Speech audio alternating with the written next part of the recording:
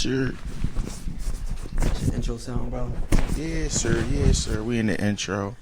Yes, sir. Peep the dig. You dig your peep. You hear me? The podcast. You hear me? We in this joint. You smell me. You dig me?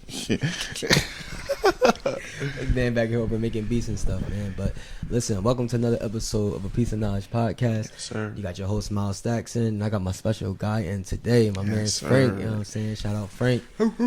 Yes, sir. We in this Listen, joint. we got a former team captain for UD football team. Yes, in sir, here, for sure. man. Listen, talk to For me about your football journey, bro. Tell me how that how it impacted your life type time. So, man, my football journey really started in the neighborhood. Like, as a little jit, you feel me? Like, shoot, 6, 7, like, just being around the neighborhood and just seeing everybody else ball out and, like, and then in the backyard, you feel what I'm saying? Like, it was just cool. And that was just the thing to do, especially around our time, you know, as a baby growing up, like in, you feel me, the 97, feel me, late 90s type of era, you feel what I'm saying? Like, in that type of generation where, like, our enjoyment was going outside, you feel me, playing with our friends, you feel what I'm saying? Like, games was cool, but for me, bro, like, what caught my attention the most was, like, to go outside and play. And, like, football was the main sport to play.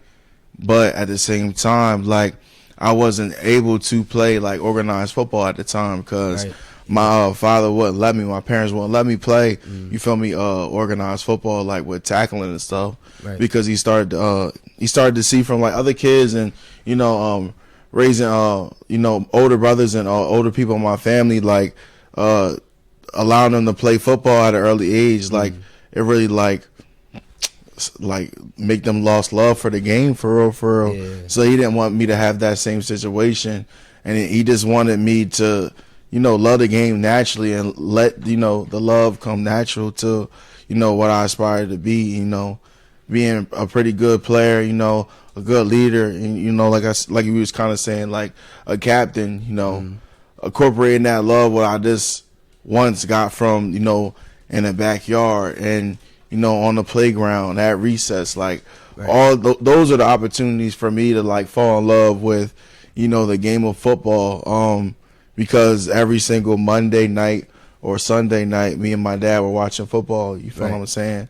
On either NBC or ESPN. Those were the times where that really sparked the interest.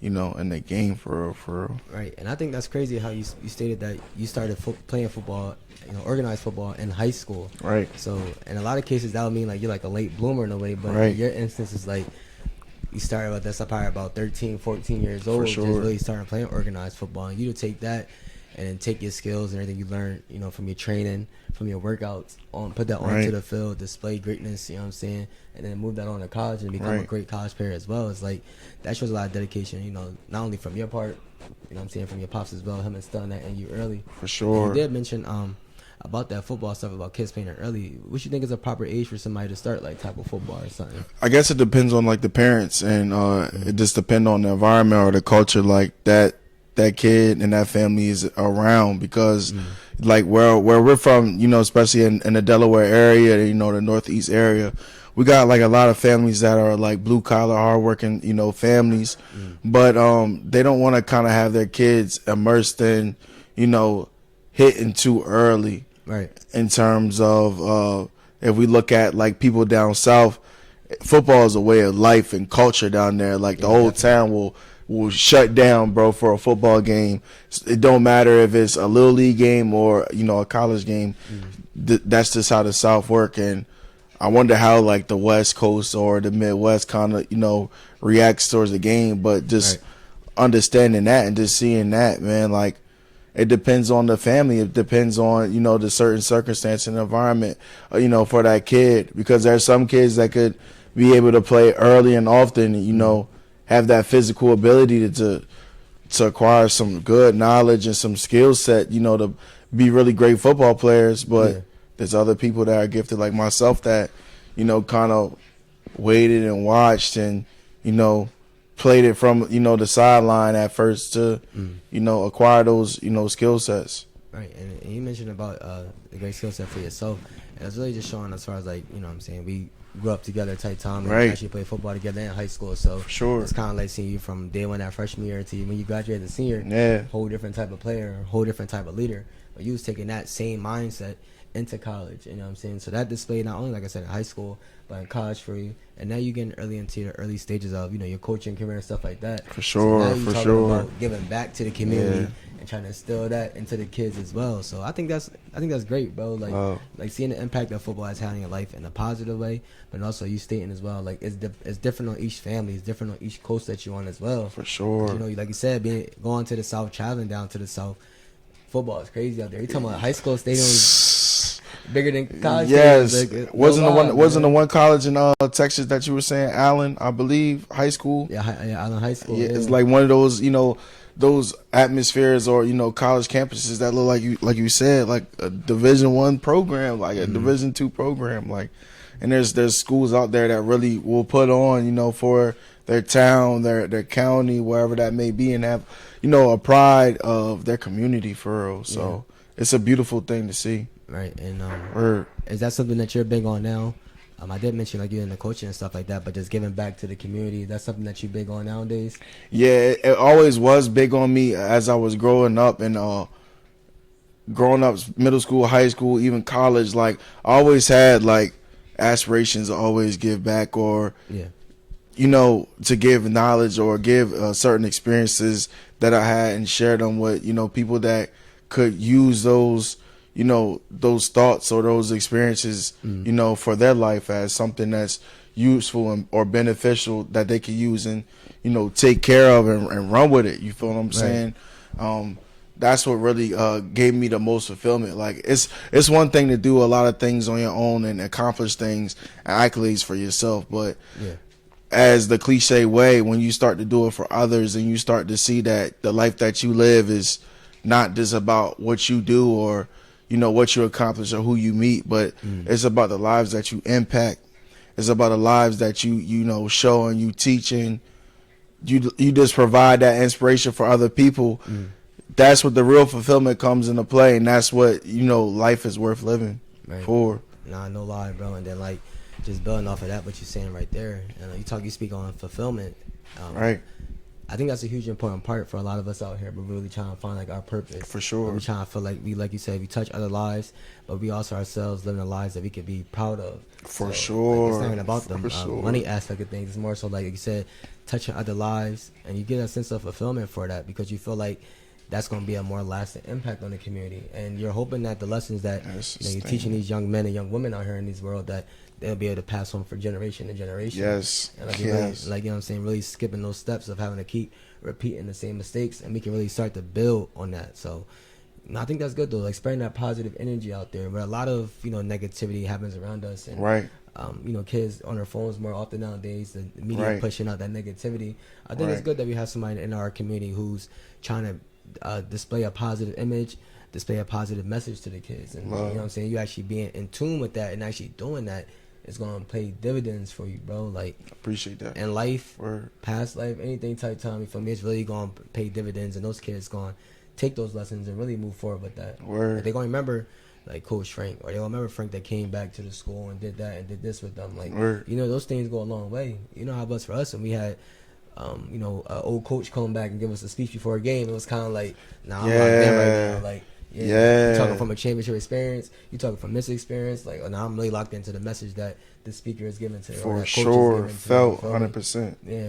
100%. And then, like, you definitely hit it on the head too about like just the cycles that, you know, average everyday people go through, but you know, really don't talk about that or shed light. And that's kind of like the darker sides of like life that a lot of people don't want to talk about, or the arena in like mental health, is that like a lot of people have, you know, certain requirements or certain things that, you know, society pushes on them. But, you know, the major important things is, you know, being a family person, you know, being a successful family person, being a good friend, you know, being a reliable person, a stand-up person that has, you know, characteristics of morality, you know, and goodness that could, you know, help and share and shed the light of others, because like at the end of the day, we all battling demons and all battling, you feel me, cycles that are all of our families are facing. Right. You feel me, in terms of generational curses, in terms of all these things that we all struggle with and don't know why, or kind of know why, and we still face that battle every single day. So like that's what the major important for like positivity is. Because I seen like a little post is like just treating yourself kindly and treating yourself nice is way more important for like your endurance and your preservation of yourself, because the way you speak to yourself or think about yourself is very important. Right, those positive affirmations are crucial, man. For sure. Yeah, and that's a big thing you touched on right there, like speaking that positivity into your brain, because it's like when we're younger and we learning stuff on the fly, or we learn something from school, it's kind of like, sure, you know, it's kind of like programming in a way, like, and right, you're getting ready for this type of thing later on in life. When you come an adult, it's kind of like you have to create that substance for yourself, and like your thoughts is definitely the most powerful thing. So it's like each day you gotta wake up and tell you like, nah, I am doing good things. I am doing for good. Sure. Like I'm where I need to be at. For I'm sure. progressing in life. Like you have to tell yourself like daily positive affirmations, because right, the thoughts can get to you in a point in time where they can really bring you down. And you can go into like, you know, people talk about a depressive state or something like that. Talk to him, bro. And you know, I think that it comes more so like from a personal thing. Like you really gotta like not technically like lock in your thoughts, but have free open mind thinking. Yes. Way. But you have to think positive in that direction, because our thoughts can really control our daily emotions. Like I said, you started in the morning. Now I'm feeling great today. Next thing you know, you get to your workplace or your business or your job. It's like, well, now everybody around you find that energy now. Yeah, that's the first thing they're gonna say. You setting the tone. Yeah, you heard somebody walk in the room and it's like, sure, nah, that person might having a bad day or something. Right. Like I'm not gonna probably be associated with them correct today. Correct. Like, you might need your space or something. Like, you can just feel like a different type of energy that coming around. Correct. Somebody's correct. Not, you know, displaying that positivity, but they really need to. You know, they definitely need to, and I really think you also put a good point on, you know, the type of energy that people bring in, you know, that carry, and that is also really contagious. Yeah, you feel what I'm saying? Like you said, you could be in a certain environment or a place, like you said, work environment, school, wherever that may be, where, you know, there's certain people that's not really in the mood to, you know, conversate or socialize. Like, it's really our due diligence as people to understand and be aware of those cues, you know, having awareness of this, our surroundings, and just being present, because that goes a long way, because how our society is centered is on ourselves so much. Right. So we don't even have the audacity to even preference us to even look or consider like what else somebody else is going through, right, you know, or facing or you know, struggling with. So that helps us in a sense to be more aware of this, how people are doing and what people are currently going through, to help, you know, facilitate or, you know, navigate whatever they need to do. But it's hard to do that when you're always thinking about yourself. Yeah, you think that more so stems from us being in America, or you think that's like a whole worldwide thing? Well, I know, at least specifically speaking for like our people type time, I seen a documentary. You know, this is when I was in, you know, college, something like that. Documentary they gave us to go over for like African American history, kind of like to understand why our people think the way they do. Right. There's a documentary called The Selling of a Negro. So it was like basically black people are now being accepted into the, you know, the economy and things like that. Right. So it was pinpointing like, hey, how did the Joneses get a new house, a new car, or something like that? And it's like, oh, they found out about credit cards. Then they found like, oh, he works here. Following the trail. So it's like our people, they kind of like programmed us in the way to kind of like follow this, like, you know, bigger entertainment, or bigger athletics, or they make us look down on other professions and stuff like that. Right. And they didn't even, like you said, make us really focus on our individual selves. So like, even though you could be a successful black person, but you're not focused on your surrounding people. Isn't it, bro? You know what I'm saying? So you're not going to realize that just because you're progressing don't mean that everybody else is going to progress with you. So because you're not focused on the community and how all the other pieces are being affected by things like that. So like that, I think that would just sound like when I seen, I was probably like 19, 20 at the time. It really changed like my whole shift. Like, it's the reason I wanted to start the podcast. The reason I wanted to have you on. You know, it was more so strong like of different representations of us perspective, not only for black people, but for any man out there right. or any woman out there, right. who kind of take that information or that knowledge that we're giving out, or that is coming from the conversation, for sure, and can really impact people's lives to move a better way, not a different way, a better way. You can move differently and still go negative. That's facts. You feel me, bro? That's facts. You can move differently and still go negative. Detail is so important. Like, details are so important. Mm-hmm. But like, just like you were saying, bro, like, I love everything that you were just saying in terms of the vision, in terms of what you needed to do to execute on, the vision, to just, having people up on here and being able to share our stories and our journeys, and being able to inspire and, help each other, develop each other. Mm-hmm. Because at the end of the day, like, to answer your question about, like, what is this a black thing, or is this a world thing? Like, I feel like looking at where our, like, economical system is, like, based on is capitalism. So when we look at capitalism, it's like dog eat dog, basically, one man, like, every man for himself. And it's a great competition of a market, but also just the psychological, I guess, mindset behind of trying to be the best. Right. And trying to be the best is sometimes requires you to knock off your competitors. Yeah. And you have to have that, lion, I guess, apex predator type approach to, make sure that your company or establishment stands out from other people's. And what is something that is special but tenacious about you that stands out from your competitors. Right. So I think when we get in that mindset, we don't necessarily help and try to develop the people that are kind of behind, or that kind of need a little bit more development, or need a little bit more grace in certain areas to, get things right and to achieve, success. Right. Instead, they're used as a plot or a pawn, a part of a scheme to be, exploited. And talking about exploitation, I think that's one thing about capitalism. It does, like, the con of capitalism is exploitation, right? Because it, like you said, it's a dog eat dog world out there. So even if, like I said, it could be the workplace, it could be a football, it can be on the football field, right, baseball field, wherever the case may be. Like, you want that person, you want that person next to you to do good, but you don't want no better than you. Exactly. Because it's like it's the opposite of, like, a each one teach one. It's like I'll teach you something, but I'm not trying to teach you to be technically, quote unquote, better than me. As long as you ain't making more money than me, right, as long as you ain't got a better girl or join than me, like, that's when you start to see those real problems and real issues start to occur, like, amongst people just in general. But that's right. And I think, honestly, that actually sets us back, because I feel like when you're in a competitive workplace, you want people around you who are pushing to be better than you, right, or the people that are trying to get information from you, to trying to get a one up on you. The reason why I say that's because it'll keep you sharp. Right. So it's like you being at the D line. Right. If you an all-state, defensive lineman in high school, you go to college, you're trying to be an all-American defensive lineman. Right. If you go to the NFL, you're trying to be an all-pro defensive lineman. For sure. But it goes steps, and then you'll realize that your competition is working just as hard as you. Hard as you. You know what I'm saying? So right. And they willing to do, camps together and, teach you different stuff. Surely. And vice versa. For surely. So I think, like, you got to be in that mindset of, like, each one teach one in a capitalistic world. Because as I'm seeing a lot more with collaborations and, studying businesses and just looking at different for sure. Races and all this stuff always been here and always can coincide to work together for the bigger picture. Right. But seeing that collaboration kind of, like, behind the wall, like that big wall of business, like being in that back scene with the moving pieces and everything. For sure. Like, collaboration is the most important thing.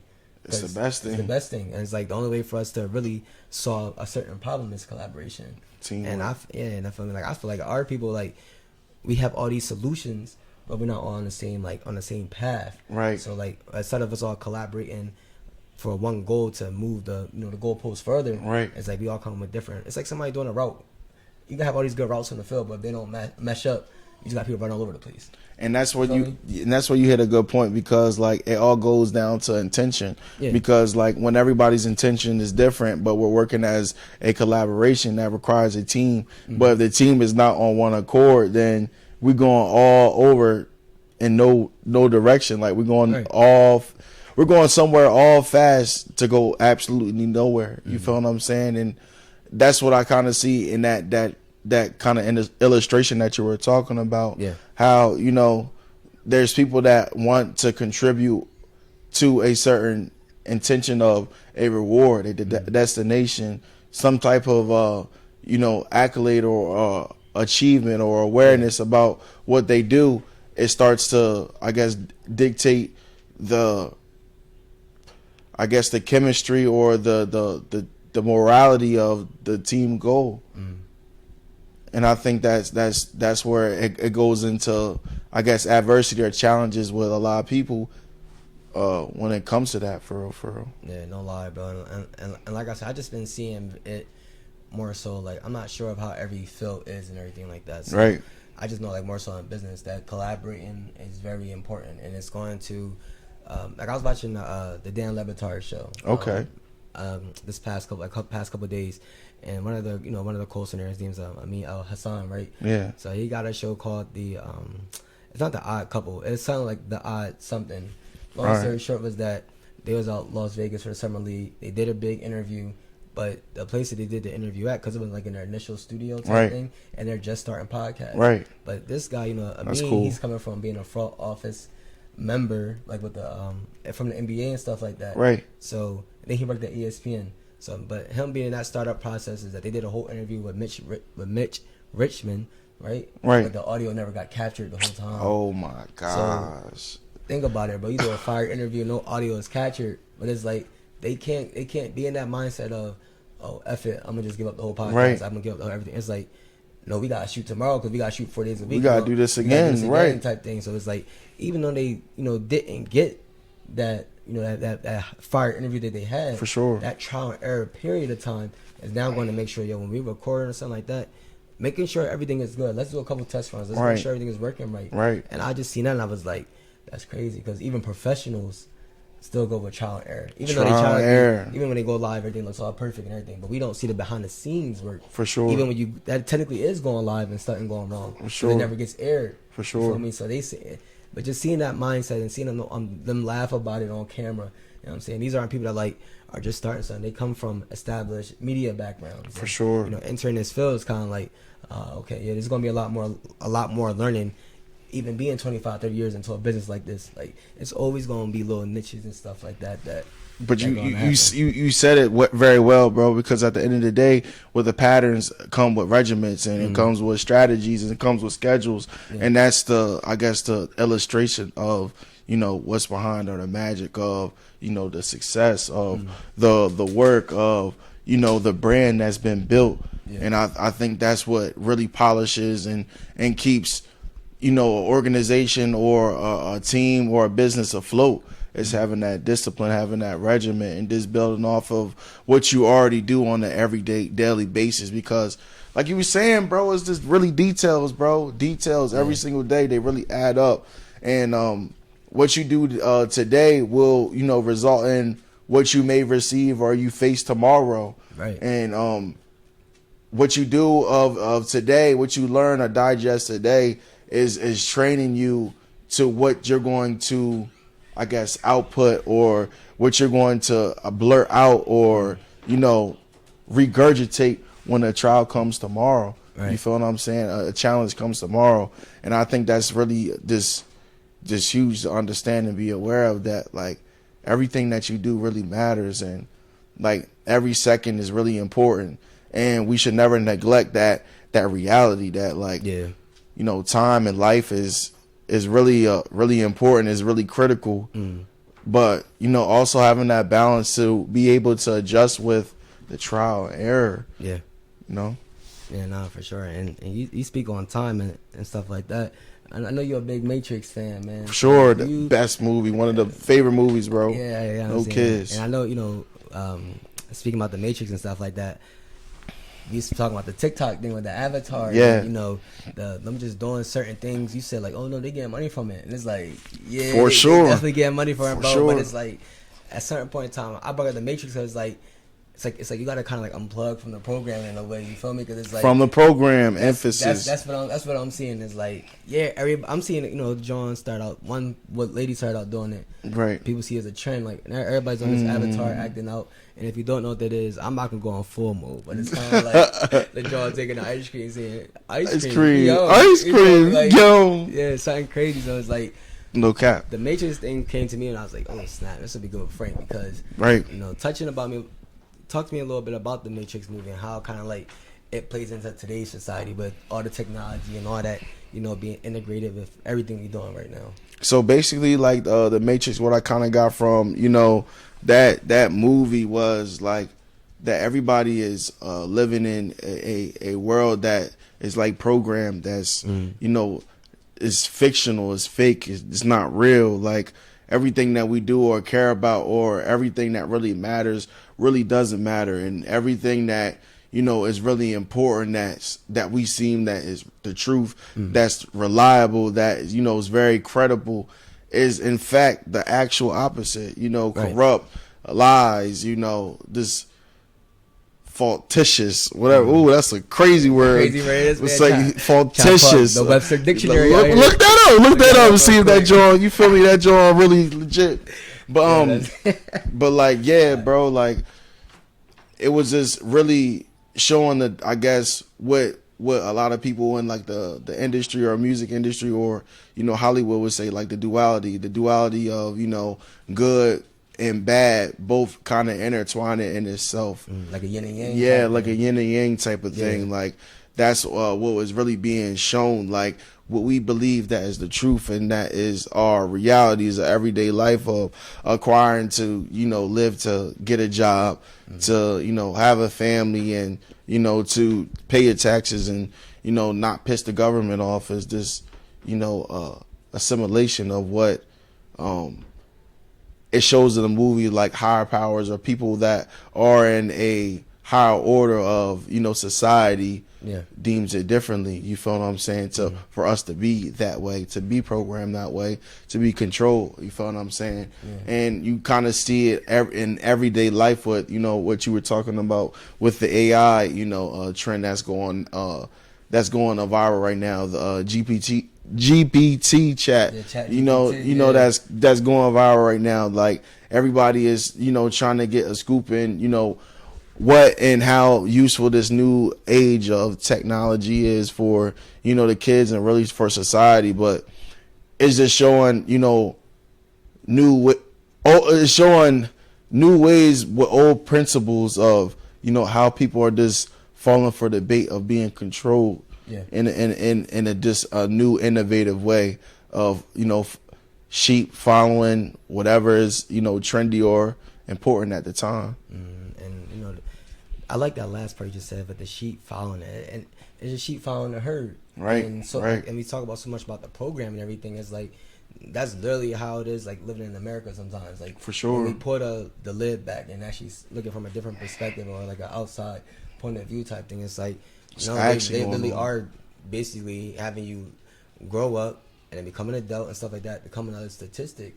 And it's like you gotta kind of have like that, like I said, that Matrix mindset of, you can live in America and do everything good and everything the right way, but it's kind of like you gotta unplug to actually enjoy living. Right. So, you know, a big conversation with us, especially we had a couple years ago. You know what I'm saying? We was downstairs in the basement chatting it up. Yes, sir. You know what I'm saying? Yes, sir. And the big conversation came was to like, nah, bro, like I really wanna actually enjoy living. Like, for sure. Not necessarily talk about, like we talk about the money aspect. It's more so like the experiences. Like I want to be around family. I want to be around friends. I want to actually enjoy core values. You know what I'm saying? And like you say, setting those core values early though. Right. So when you get to that point in time, you can actually enjoy those moments and enjoy for those, you know, those memories that come from those experiences. Get it right on the head, bro.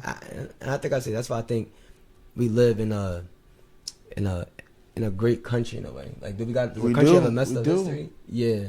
But I think sometimes we gotta actually see what's like the opportunity that's in front of us sometimes, you feel me? Like, and understand that we have to push each other to be better. Like, we can't go there and complain to somebody or something like that. We have to actually want to make that difference. And it starts, like we talked about earlier, with ourselves. And in order for us to get to that next step, you got to build yourself up first, but bring people along with you. Nah, for real. Because you could do the individual stuff, But like Neo, he was doing it. I mean, but he had a good team. He had a team around him. Yeah, the team was going crazy. Details, discipline. Bro. He had a strategy. Like he had to work his butt off, to be, I guess, in what he was really training for, to be the savior. Yeah. Just really the savior of his, his clan, his people. So, it took a lot of discipline. It took a lot of heart, sweat, and tears, for him to be very successful and to execute what's been asked of him. Yeah, nah, for sure, bro. And me speak about that as well.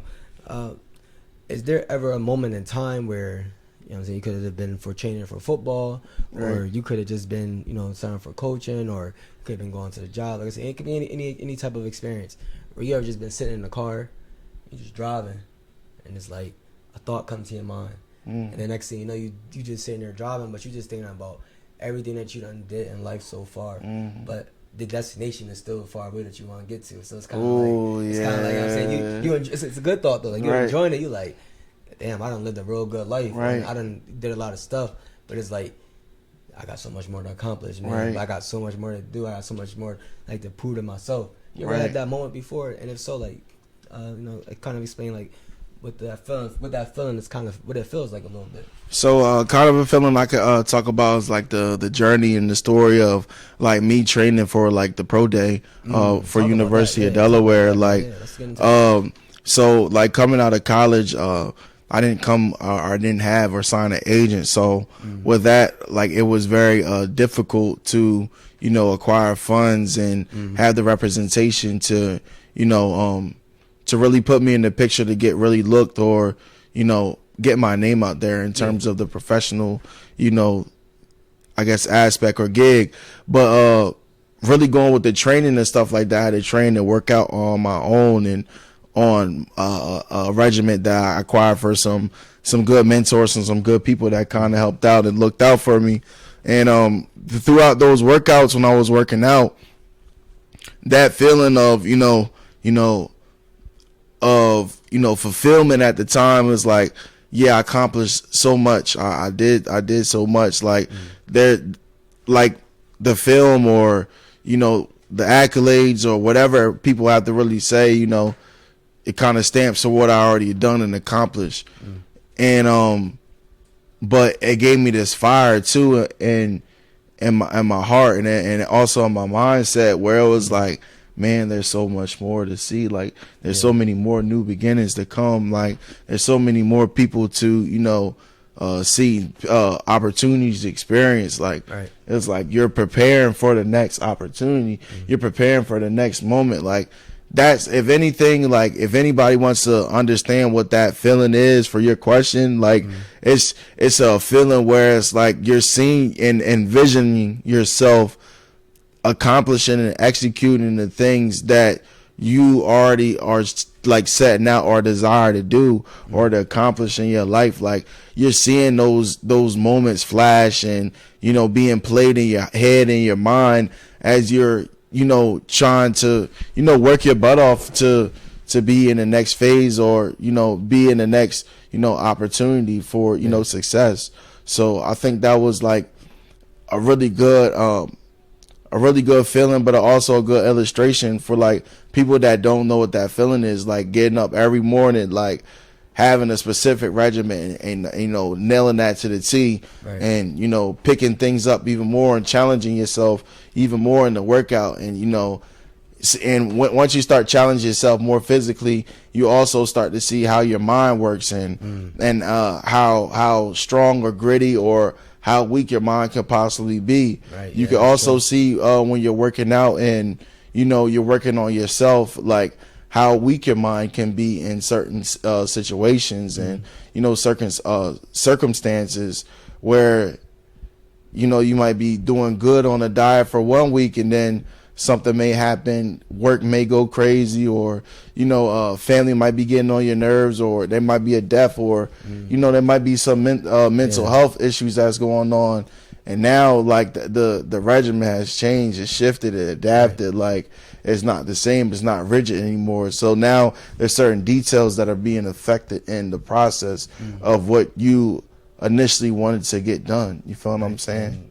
And you think that can, well, no, you think that can actually affect like the overall outcome For sure. That work you're putting in, like you mentioned, death in the family or something just coming up that gonna take your attention off from that daily regimen that you got to stick to. So how would you, if somebody was getting ready for a pro day, or they're getting ready to go to college and say they should probably already be in training camp, right? About to start training camp, right? And unfortunately, they did lose somebody in their family, during this time period. So what would be like a piece of advice you give somebody to kind of like to stay strong mentally? Like what would be that? What would be that message? The piece of advice, like kind of what we were talking about before, is just focusing and really focusing and honing on like the positive, things that you could, the positive takeaways, the things that you could take away from life that are good, things that in life that you could take away that you want to look forward to. Like I think those are the most important things that people should focus on, because again, they're going to be negatives. They're going to be things that aren't going to usually go away. And also balance is very important too. Balance is a huge contributor of success. And once there are not specific balances in our lives and areas that we have not fulfilled those or completed those balances, they start to affect other areas of our lives. Like everything is connected. So when one part of the body is sick, the whole body begins to get sick because one area was not successfully, helped or aided. You feel what I'm saying? The way it needed to be aided. So I think that's really important. And again, that also works with, teamwork. It also works with, the vision that you're building with other people. When one part of the team or the company or, sector is weak, then it spreads everywhere else. Like negativity and positivity, they're both contagious.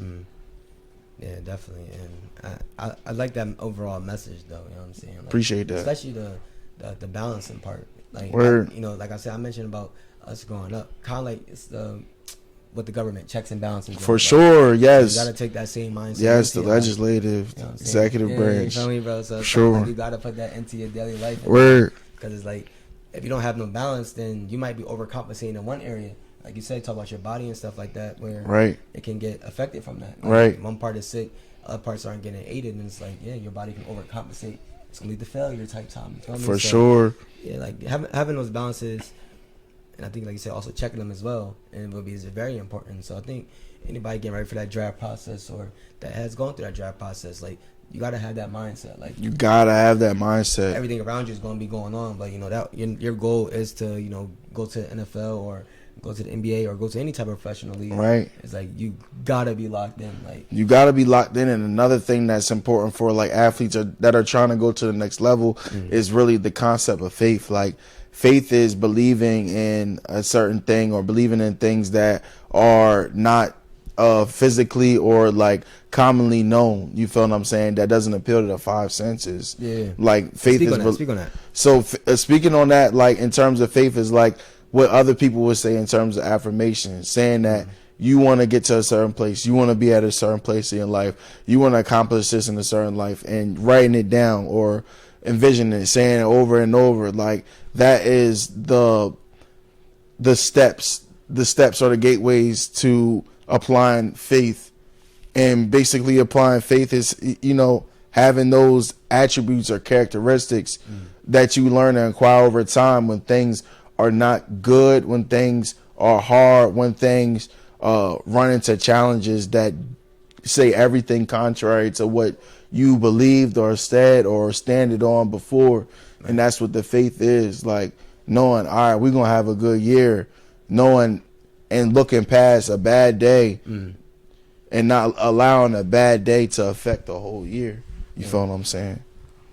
Yeah, definitely. I mean, and I think that's why that message has to be kind of like, it can't be oversaturated in a way. Like, for sure. Because how I see it is that so much negativity is, you will be oversaturated in a way, because it's like, that's affecting you negatively. So why not want like an overabundance of positive messages floating around? Why not want those out there to our community? Why not want that for the system? It's capitalism, like you said. Like, people fund off negativity. Like, when you negative, I could control negative people. I could control, they say drama sells. Yeah, come on, drama sells. Yeah, but nah, you hit it on the head, bro. That's the reason why, like, positivity and inspirational things aren't pushed as much because, like you said, drama sells, death sells. You feel me? Yeah. All those things that tragedy and all that. Tragedy sells, trauma sells. Like, and what system were we in? Capitalism. So whatever sells and whatever's in high demand is going to be pushed the most. Yeah. No matter what, like morality or ethics come into play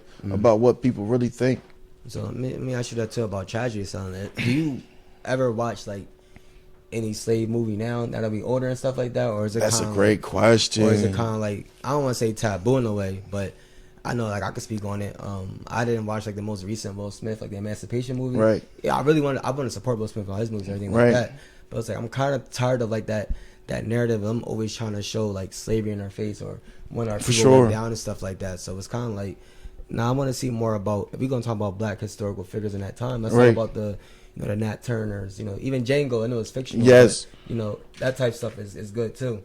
Right. Yeah. So I mean, are you in tune with these North State moves, or you kind of like push that to the side? I kind of like sometimes want to push it to the side, like now that I'm getting a little bit older, because a lot of those movies that you're talking about they talk about race in a way where it gets like a person that is of color, a person that really cares about their culture or wanting to know about, the truth about our culture, it can provoke them to anger. Right. And because the real narrative is false, like about a lot of those movies that are written, that are directed, that are casted, especially in Hollywood, like, and it usually pins a bad light on our people, our civilization, and our culture. So I try not to watch those type of videos because it's like almost race baiting in a sense. Like, I don't want to get myself involved or get angry, but at the same time, when I look at it, it's like I do want to be informed and educated about the things that really did happen, or a historical event that didn't have like light shedded on what really happened in those moments. So yeah, and I'll touch a little bit more about that too. Like, it's kind of like you want to be informed in your history, yes, but at the same time, I don't want to like only thing I study in our history is just about slavery and all like that. Right. Like I said again, tell me about those people who were successful during these time periods. Like, so you still learn about slavery and everything like that. For sure. It doesn't have to be in a revolution or rebellion type manner. For sure. Tell me about somebody who could have the only black business in this section of the country. See, yeah, we need stuff like that. And it could be like a very small percentage of that population, but at least we have something else to look more into that history or time period. Yes. You can respect of how difficult that really was doing. Yes. That. You kind of put things into perspective with that. But I completely understand that when it comes.